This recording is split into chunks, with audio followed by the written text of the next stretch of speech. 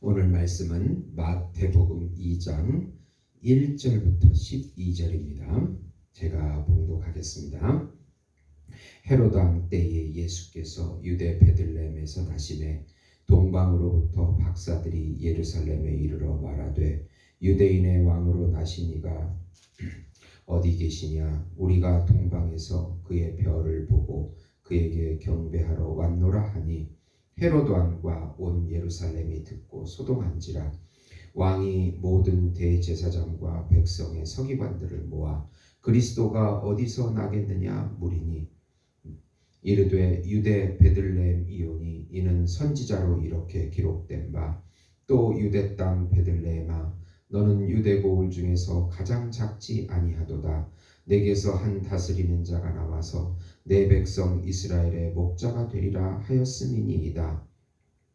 이에 헤롯이 가만히 박사들을 불러 별이 나타난 때를 자세히 묻고 베들레헴으로 보내며 이르되 가서 아기에 대하여 자세히 알아보고 찾거든 내게 고하여 나도 가서 그에게 경배하게 하라. 박사들이 왕의 말을 듣고 갈새 동방에서 보던 그 별이 문득 앞서 인도하여 가다가 아기 있는 곳 위에 머물러서 있는지라. 그들이 별을 보고 매우 크게 기뻐하더라. 집에 들어가 아기와 그의 어머니 마리아가 함께 있는 것을 보고 엎드려 아기께 경배하고 보배압을 열어 황금과 유황과 유향과 모략을 예물로 드리니라. 그들은 꿈에 헤롯에게로 돌아가지 말라 지시함을 받아 다른 길로 고국에 돌아가니라. 아멘. 오늘 말씀은 예수님의 탄생과 동방박사의 경배에 헤롯 왕의 영아 살해와 예수님의 애굽 피신 나사렛으로의 귀환을 말하고 있는 말씀입니다. 사랑하는 성도 여러분, 복음은 기쁜 소식입니다. 왜 복음이 우리에게 기쁜 소식이 됩니까?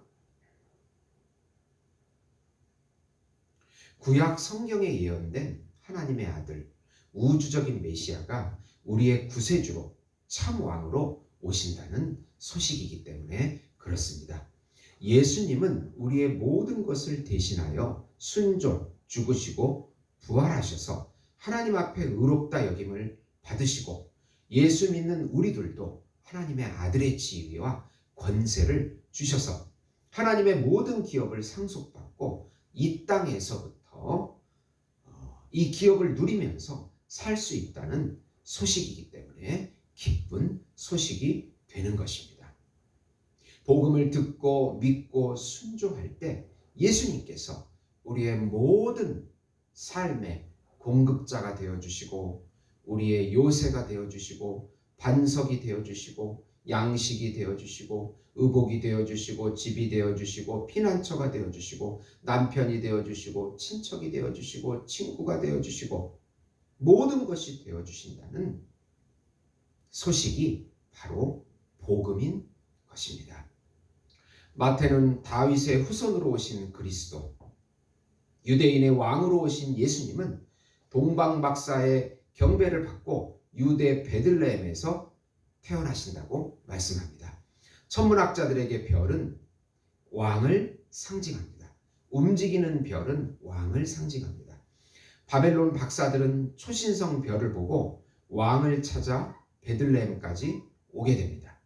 그들은 예수님께 무릎을 꿇고 경배하며 왕권을 상징하는 황금과 신성을 상징하는 유황과 죽음과 고난을 의미하는 모략을 예물로 드립니다.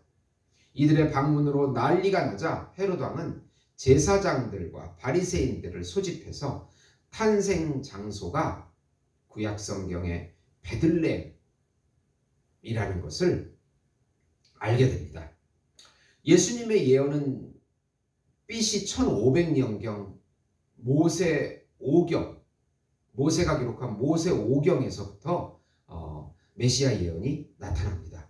모세 자신도 나와 같은 선지자 한 분이 오실 것을 예언합니다. 또 탄생 장소인 베들레헴이라는 그 떡집은 구약에서는 에브라다라고 불렸습니다. 6절에 또 유대 땅 베들레헴아 너는 유대 고을 중에서 가장 작지 아니하도다. 내게서 한 다스리는 자가 나와서 내 백성 이스라엘의 목자가 되리라고 합니다. 마태는 미가 5장 2절을 인용하고서 사마 5장 2절에 목자를 첨가해서 메시아가 베들레헴에서 다윗 계열의 목자로 오실 것을 보여주고 있습니다. 바로 구약 예언의 성취가 되는 것입니다. 두 번째로 예수님의 애굽 피신과 귀환 사건은 이스라엘 역사 가운데 자주 알고 있던 선조들 아브라함, 야곱 등의 애굽 피신과 모세의 출애굽 사건을 성취한다는 영적인 의미가 있습니다. 즉 구약의 족장들의 애굽 피신과 출애굽 사건은 모형이며 실체는 바로 예수님이라는 사실입니다. 호세아 선지자가 11장 1절에서 내 아들을 애굽에서 불러낸 구약 사건은 예표고 예수님은 그 예표의 성취가 되는 것입니다.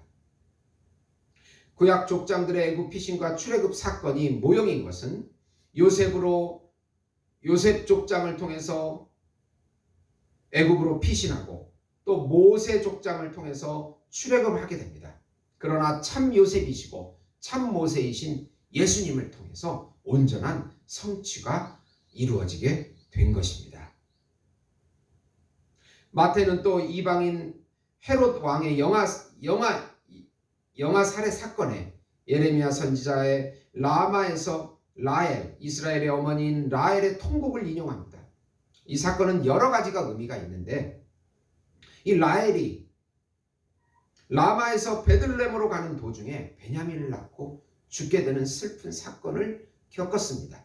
그런데 그 라마에서 바로 또 바벨론의 군사가 수많은 이스라엘의 어머니와 아이들을 죽였던 그 사건이 또 있었습니다.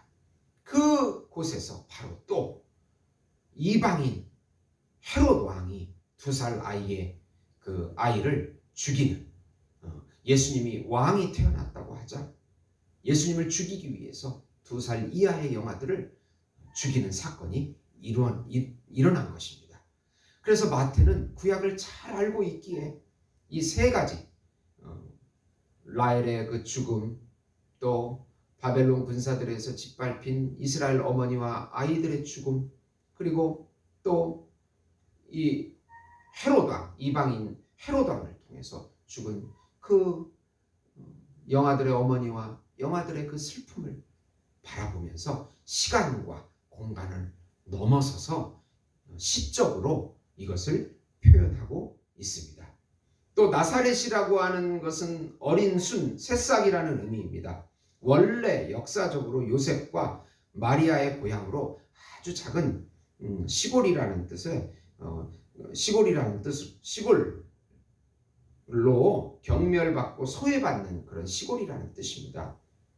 예수님은 애굽에서 귀환하시면서 나사렛이라는 곳으로 가서 나사렛 사람이라고 나사렛 출신이라고 불리우는 그런 의미를 받게 됩니다.